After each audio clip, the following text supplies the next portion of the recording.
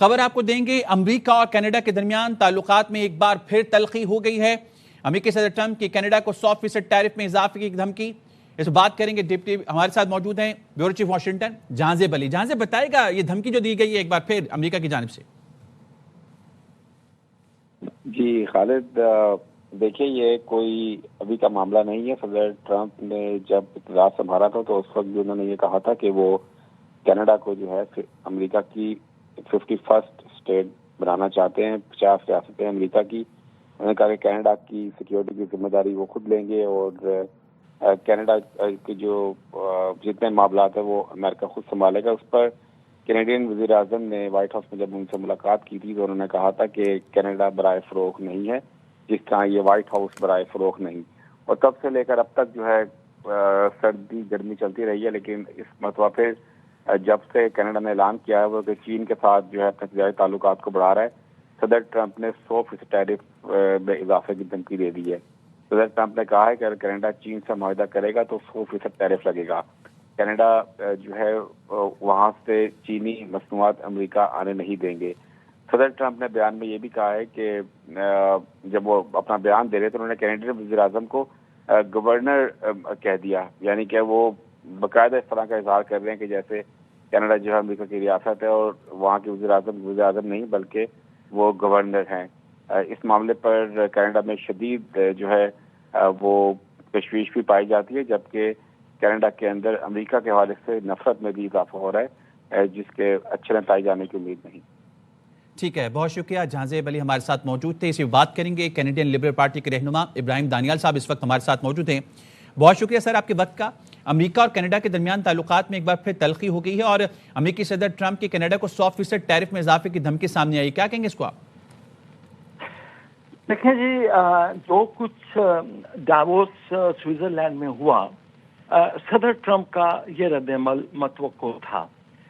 Switzerland میں وزیر اعظم mark Karni نے دنیا کو ایک نئی حقیقت سے روشناس کیا اور سفارتی آداب کو بالائے طاق رکھنے کے ماہر صدر ٹرمپ نے اپنا رد عمل ڈاووس ہی میں ظاہر کر دیا، مگر کینیڈا اپنی سوورینٹی پر کسی قسم کا سمجھوتا نہیں کر سکتا۔ یہ پہلی دفعہ نہیں ہے کہ یونائٹڈ اسٹیٹس نے، جو کہ ہمارا جنوبی ہمسایہ ہے، ہمیں تھریٹ کیا ہے۔ ویتنام کی وار میں بھی جب کینیڈا نے امریکہ کا ساتھ دینے سے انکار کیا تو اس وقت بھی ہمیں تھریٹ دیا گیا، اور جب عراق کی وار میں کینیڈا نے یونائٹڈ اسٹیٹس کا ساتھ دینے سے انکار کر دیا تو اس وقت بھی ہمیں یہی کہا گیا کہ آپ ہمارے بغیر زندہ نہیں رہ سکتے۔ اب جہاں تک ٹیرف کا تعلق ہے تو یہ جیسے میں نے پہلے کہا کہ یہ متوقع تھا۔ ڈونلڈ ٹرمپ کی حکمت عملی کو چیلنج کرنے والا پہلا ملک کینیڈا ہے جس نے اکنامک ورلڈ فورم پہ ایسا کیا ہے اور ایک نئے ورلڈ آرڈر کی بنیاد رکھی ہے جسے پوری دنیا میں سراہا جا رہا ہے۔ چائنا کے ساتھ معاشی پارٹنرشپ امریکہ کو ایک آنکھ نہیں بھائی، کیونکہ یہ ایک نئی اسٹریٹجک موو ہے کینیڈا نے اپنی معاشی سروائیول کے لیے کی ہے، جس میں چائنا کو موسٹ فیورڈ نیشن کا درجہ ملے گا اور کینیڈا میں سستی کاروں کا ایک راستہ کھلے گا۔ امریکی گاڑیوں کے لیے کینیڈا ایک بڑی مارکیٹ ہے اور اب ٹرمپ کو دو خطرات محسوس ہو رہے ہیں۔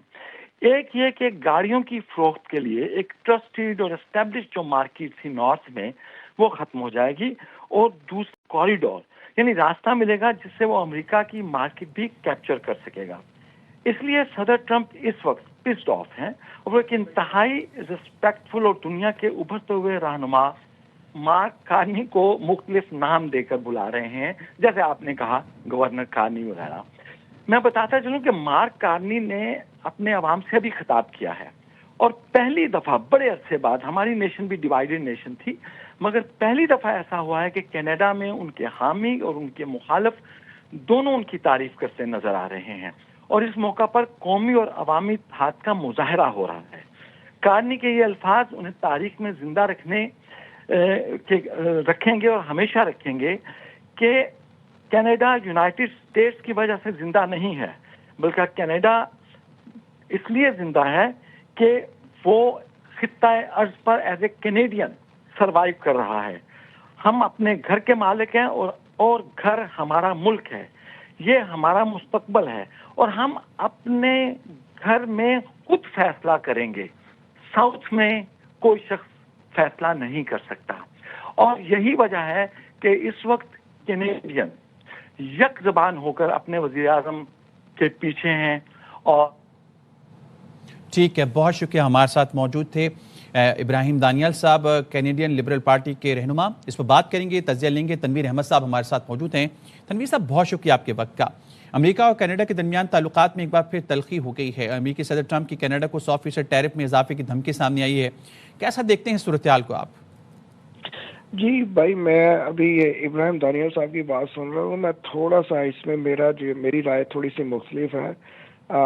جو ابھی دیکھا جائے تو پچھلے سال جو ان کا کیوبک پروونس ہے وہاں پہ بھی ایک تحریک چلی تھی جس میں علیحدہ ہونے کی، اور ابھی یہ مارچ میں البرٹا جو ان کا سب سے بڑا پروونس ہے وہاں پہ بھی یہ ریفرینڈم کرنے کی کوشش کر رہے ہیں تاکہ وہ علیحدہ ہو سکے. تو یہ ایک جو تحریکیں دو بار بار چل رہی ہیں، یہ ایک نشاندہی ہے کہ جو کینیڈین لوگ ہیں وہ بھی نہیں چاہتے کہ وہ کینیڈا کے ساتھ رہیں، وہ امریکہ کے ساتھ ملنا چاہ رہے ہیں. اب اگر جیو پولیٹیکلی دیکھیں امریکہ کو لے کے، تو پچھلے تقریباً 4 مہینے پہلے جو رشینز اور چائنیز کی جو آپ دوزیں ہیں وہ ادھر بیڑا جمائے بیٹھی ہیں تاکہ کسی طریقے سے ان کو کوئی ایک ایسا راستہ مل جائے کہ وہ گرین لینڈ کی طرف جا سکیں. چائنیز سب سے پہلے یہ کرتے ہیں کہ اپنے لوگوں کو بھیجتے ہیں، جا کے نا وہ ٹریڈ کے بہانے وہ سیٹل ہونا شروع ہو جاتے ہیں. اگلے 10-15 سالوں میں ان کی آبادی وہاں پہ اتنی ہو جاتی ہے کہ اپنی چیزیں ادھر بھیجنا شروع کر دیتے ہیں. تو president Trump what he's trying to do right now is he's trying to provoke even Chinese right now by telling them کہ بھائی دیکھو، ہم آپ کے ادھر لوگ گرین لینڈ میں آنے نہیں دیں گے کیونکہ یہ ہمارے خطے کو خطرہ ہے. کینیڈا میں نہ کوئی آرمی ہے، نہ ان کے پاس کوئی اس طرح کے کوئی ملٹری صلاحیت ہے کہ وہ اپنے آپ کو ڈیفینڈ کر سکے. So only America is the country who can really defend not only Americans but also the Canadian. تو امریکہ کے لیے نا ایک بڑی اسٹریٹجک پوزیشن لینے کی ضرورت یہی ہے کہ وہ کسی طریقے سے گرین لینڈ کو حاصل کر سکے. اب گرین لینڈ کو حاصل کرنے کے بعد ڈیفینیٹلی امریکہ کی نظر جو ہے نا وہ کینیڈا پہ بھی ہے کہ کس طریقے سے پورے کینیڈا کو اینیکس کیا جائے تاکہ جو کینیڈا میں معدنی آتا ہے، جو تیل کے ذخائر ہیں، وہ کیا جا سکے. اب آ جاتے ہیں، اگر فرض کریں کہ جو چائنیز گاڑیوں کی یا امریکن گاڑیوں کی بھی بات کریں تو امریکہ کی جو گاڑیاں جو مشیگن ڈیٹروئٹ وغیرہ میں ہوتی تھی وہ تقریباً تباہ ہو چکی ہے. اس میں یہ تو صدر ٹرمپ کئی دفعہ کہہ چکے ہیں کینیڈا کو امریکہ سبسڈی دیتا ہے. نہیں، وہ بالکل دیتے ہیں، اور اسی لیے جو پریزیڈنٹ ٹرمپ نے یہ تقریباً بات پچھلے سال جون سے کہنا شروع کر دی تھی کہ امریکہ جو ہے نا کینیڈا کو سبسڈی دیتا ہے. اور اس میں 100% سچائی یہی ہے کہ جتنی گاڑیاں ہیں وہ جو میں بات یہی کرنے لگا تھا کہ جو ڈیٹروئٹ مشیگن کی انڈسٹری ہے وہ ختم ہو چکی ہے، وہ ساری کی ساری شفٹ ہو گئی ہے کینیڈا میں، کیونکہ کینیڈا میں بجلی اور گیس تھوڑی سستی ہے. اس وجہ سے امریکنز نے یہ ڈیسائیڈ کر لیا تھا آج سے تقریباً 12-13 سال پہلے، ایکچولی نہیں زیادہ ہو گیا، تقریباً 2008 میں یہ ڈیسائیڈ ہو گیا تھا کہ کس طریقے سے یہ کینیڈا میں شفٹ کی جائے تاکہ ہمیں بجلی اور گیس سستی کی وجہ سے پرائسز وہاں سے سستی ملے.